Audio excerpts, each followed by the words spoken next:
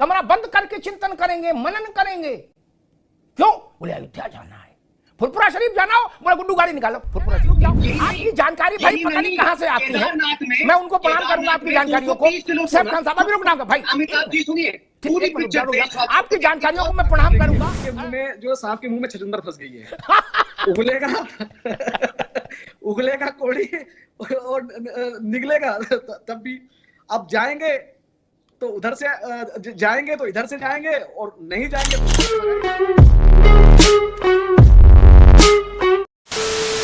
नमस्कार दोस्तों, स्वागत है आपका द फर्स्ट डिबेट में। दोस्तों, इन विपक्षों का भी अजीब बात है। पहले ये कहते थे मंदिर वहीं बनाएंगे मगर तारीख नहीं बनाएंगे, ऐसा कह के बीजेपी वालों को टोंट मारा करते थे। अब तो तारीख भी सामने आ गई है, लेकिन अब इनका शुरू हो गया कि हमें बुलावा नहीं दिया जा रहा है, हमें न्योता नहीं दिया जा रहा है। अब न्योता दिया गया है तो ये अगली बगली झांकने लगे हैं। अब करे तो करे क्या, क्योंकि अगर ये आने की बात करेंगे और आएंगे तो एक वोट बैंक इनका नाराज होता है, क्योंकि ये सब तुष्टीकरण से चलने वाली पार्टियां हैं।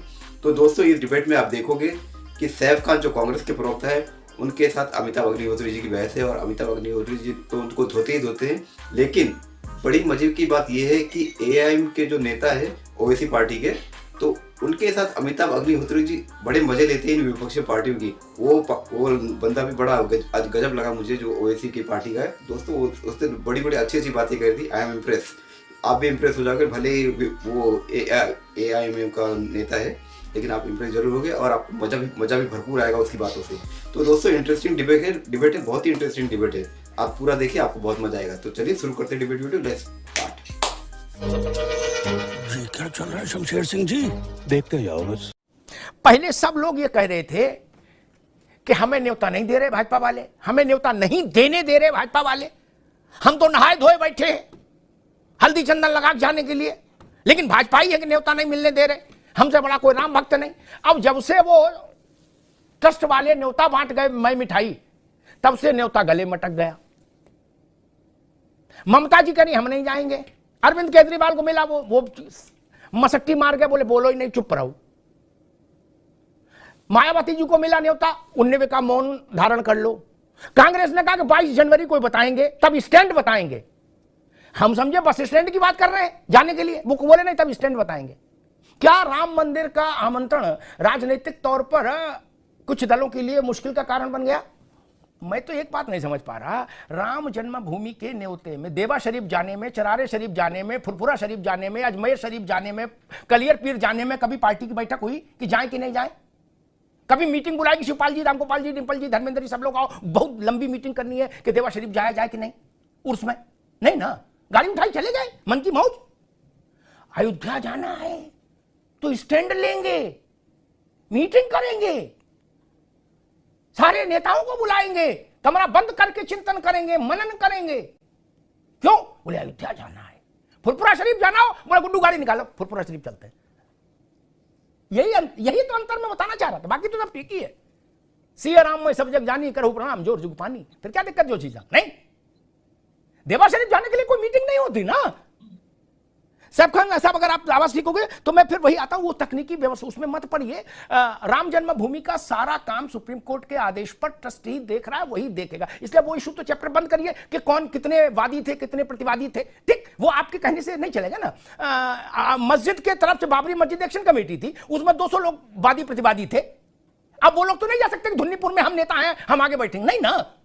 आप रहे होंगे वादी प्रतिवादी, एक ट्रस्ट बन गया, वो ट्रस्ट फैसला करेगा कि वहां सीमेंट लगेगा कि रोडी बदरपुर लगेगी। ये अंतर को समझ लीजिए। अब हम वहीं पे आते हैं कांग्रेस पर। कांग्रेस में वेणुगोपाल जैसे बड़े नेता ने कहा, जिनको हम लोग मानते हैं कि खड़गे साहब के बाद वो सबसे महत्वपूर्ण नेता हैं कांग्रेस में, गांधी परिवार के लिए भी और वैसे भी। उन्होंने कहा कि इन्विटेशन आया, थैंक यू, समय पर हम कांग्रेस अपना स्टैंड क्लियर करेगी। सैफ खान साहब, ये कोई ऐसा उलझा हुआ मुद्दा है कि इस पर स्टैंड लेना होगा कोई पार्टी को?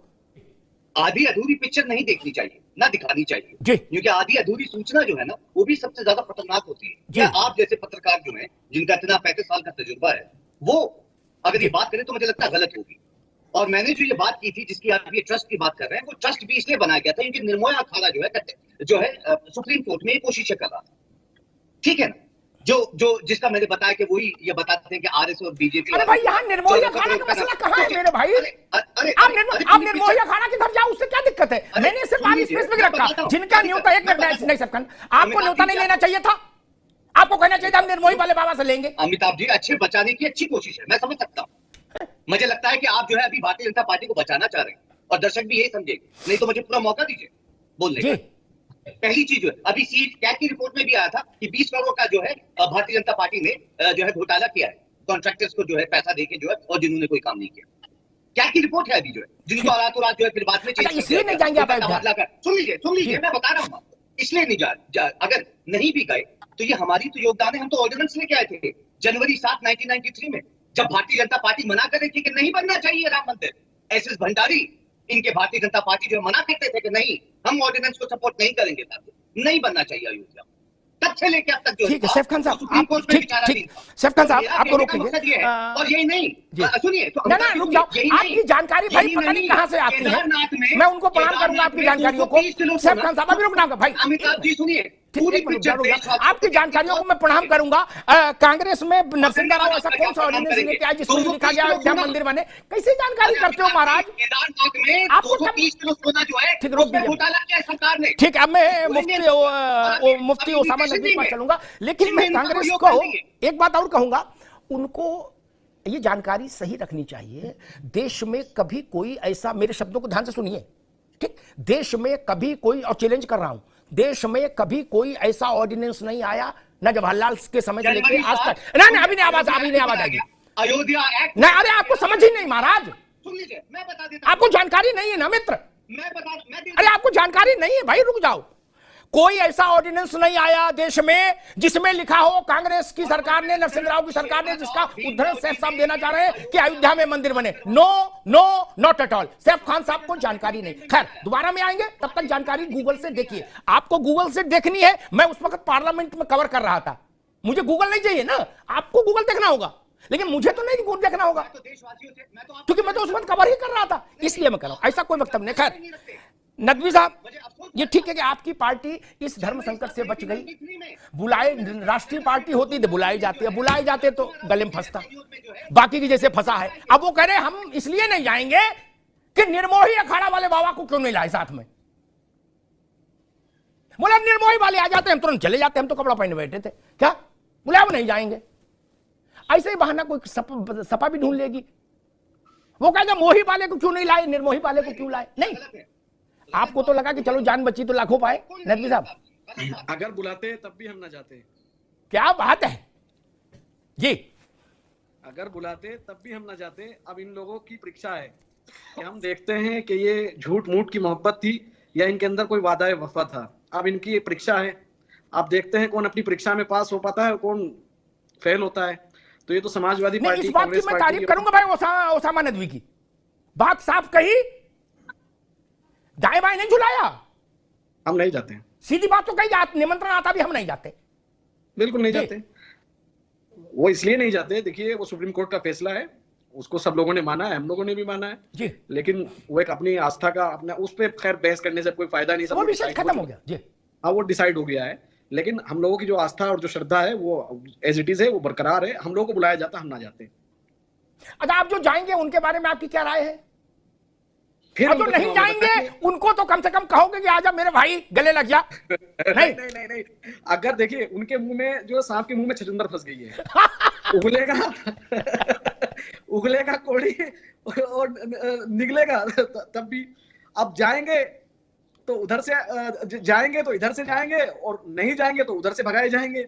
अब तुम जानो मेरे प्यारे, तुम लोगों ने जो एक लंबे वक्त तक हम लोगों को बेवकूफ बनाया था। ओसामा नकवी, और मजे की बात ये सबसे, अब ये आपके तरफ से खड़े होकर बोलूं तो ये अल्लाह की रहमत है, इधर से खड़े होकर बोलूं तो प्रभु राम का चमत्कार है। जिस दिन लोकार्पण होगा उसके ठीक 90 दिन के अंदर देश वोट डाल रहा होगा लोकसभा के लिए। देखिए वो तो हमारे इस देश का जो प्रधानमंत्री है वो बेस्ट प्लानर है, उससे अच्छा मास्टर प्लान किसी के पास नहीं होता है। वो बेस्ट प्लानर है और एकदम देश को झोंक दिया है, यानी माहौल बना दिया है ना अपने चुनाव का। तो मैं ज्यादा इस मुद्दे पर कुछ नहीं कहना चाहूंगा कि नरेंद्र मोदी ने किस शानदार अंदाज में अपने चुनावी प्रचार की शुरुआत करी है, उससे पूरे देश को पता लग गया है कि ठीक है 3 महीने के अंदर लेकिन आपकी पॉलिटिकल सेंस क्या कहती है, जो देश की सबसे बड़ी विपक्षी पार्टी है कांग्रेस, वो इस मुद्दे पर क्या फैसला लेगी? क्योंकि उसको तो देश भर में चुनाव लड़ना है, वो केवल बरेली में तो चुनाव लड़ना नहीं, न रामपुर में लड़ना, केवल उसको तो देश भर में लड़ना है। वो फैसला लेने की स्थिति में नहीं है सर, वो फैसला लेने की स्थिति में नहीं है। वो क्या फैसला लेगी? कांग्रेस पार्टी के पास कोई विचारधारा, सिद्धांत उनके पास कुछ है नहीं, कहां से फैसला ले पाएंगे? और फैसला कौन लेगा? प्रियंका जी फैसला लेंगी, राहुल गांधी जी फैसला लेंगे, खड़गे जी फैसला लेंगे, या सलमान खुर्शीद जी फैसला लेंगे, या शरीफ खान जी फैसला लेंगे? तो यहाँ तो कुछ पता नहीं लगा। एक वो उत्तर प्रदेश के अध्यक्ष हैं, वो अपने ही घटक दल के साथियों से लड़ रहे थे, जिनसे ये जोशी जी की टीम साइकिल वाली जो पार्टी है ना, उसके साथ लड़ रहे थे, पंजाब पार्टी। तो ये आपस में एक नूरा कुश्ती सब लोगों की चल रही है। खैर, हम लोग तो अगर बुलाते भी तब भी ना जाते, तो हमारा स्टैंड क्लियर है सर, कोई बात ही नहीं है इसमें। अच्छा, एक सवाल और पूछ लूं, चूंकि ओवैसी जी और अखिलेश यादव जी का भी काफी राजनीतिक शास्त्रार्थ चलता रहता है। समाजवादी पार्टी को आउट ऑफ द वे, मैं शब्द इस्तेमाल कर रहा हूं क्योंकि अयोध्या का मसला है, इसमें मैं शब्द का चयन बहुत संभाल के करता हूं। आउट ऑफ द वे, हाँ, out of the way card भेजा जा रहा है, या तो चला गया होगा, चला जाएगा, मेरी व्यक्तिगत जानकारी है, ठीक। हालांकि जो क्राइटेरिया थे उसमें वो नहीं आ रहे थे ना, उनकी पार्टी राष्ट्रीय पार्टी नहीं, लेकिन फिर भी उनके अयोध्या के प्रति प्रेम को देखते हुए फैसला किया गया कि इनको बुलाया जाएगा, एक मिठाई का डिब्बा लेके कार्ड लेके जाएंगे लोग। इनको बारे में आपकी पार्टी को क्या समझ में आ रहा है अखिलेश जी के? भौजाई का स्टेटमेंट मैंने शायद अभी 2-3 दिन पहले देखा था। भौजाई जी बोल रही थी कि बुलाएंगे तो हम जाएंगे। अब वो भौजाई को भैया ने बताया होगा, बुला लिया। अब तो भौजाई तो उत्सुक है ना जाने के लिए। माननीय सांसद जी जो हैं, भौजाई जी जो हैं, वो जाने के लिए उत्सुक है। तो हो सकता है जाए, हो सकता है ना जाए, मैं क्या कह सकता हूँ सर? मैं उनकी पार्टी का नुमाइंदा नहीं हूँ, उनकी पार्टी में कभी ना रहा हूँ। नहीं, आप एक राजनीतिक पार्टी के नेता है, तो आपका ऑब्जर्वेशन में समझना चाह रहा था। ऑब्जर्वेशन तो हमारा है सर। फंस गए ना ये लोग, फंस गए। अब जाएं तब और ना जाएं तब। अब हम लोगों को कुछ नहीं, हम लोगों को बुलाया भी जाता तब भी ना जाते। हमारा स्टैंड क्लियर है। हमारे लिए वो जगह, दो पार्टियों ने स्टैंड साफ किया। सीपीएम ने कहा बुलाया है फिर भी नहीं गए, जाएंगे, और ओवैसी साहब की पार्टी कह रही है कि हमको भी बुलाते तो भी हम नहीं जाते। लेकिन उन लोगों की स्थिति बड़ी बुरी होती है, ये मैं अपने अनुभव से कह रहा हूं। प्रोफेसर साहब आपके पास आ रहा हूं, जो घर में सिंदूर लगाए बाहर सिंदूर पहुंच के जाए, क्या वो जरूर मारे जाते? ये जान लो, सिंदूर लगाओ तो घर बाहर दोनों जगह लगाओ, लाभ तभी मिलेगा।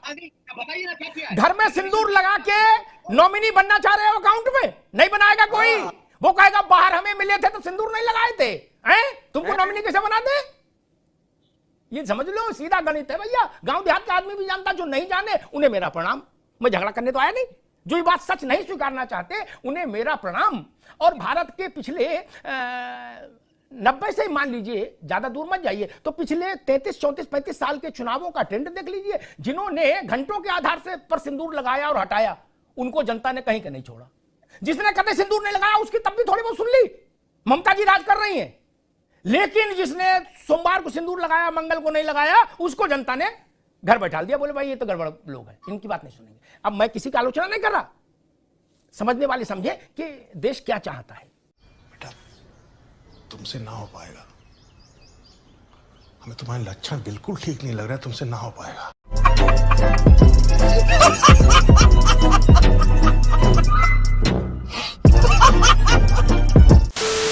तो दोस्तों, डिबेट हो गई खत्म, वीडियो हो गई पूरी। उम्मीद करता हूँ दोस्तों इस डिबेट में कुछ आपको इंटरेस्टिंग देखने मिला होगा, और अमिताभ अग्निहोत्री जी एक अलग स्टाइल में देखने मिले होंगे, एक उनका अलग अंदाज आपको देखने में मिला होगा। तो दोस्तों, उम्मीद करता हूँ ये डिबेट वीडियो आपको पसंद आई होगी। अगर ये डिबेट वीडियो, ये कंटेंट, मेरा काम आपको पसंद आया होगा तो चैनल सब्सक्राइब करते जरूर जाएंगे। मिलता हूँ आपसे अगले वीडियो में, तब तक के लिए जय हिंद, वंदे मातरम।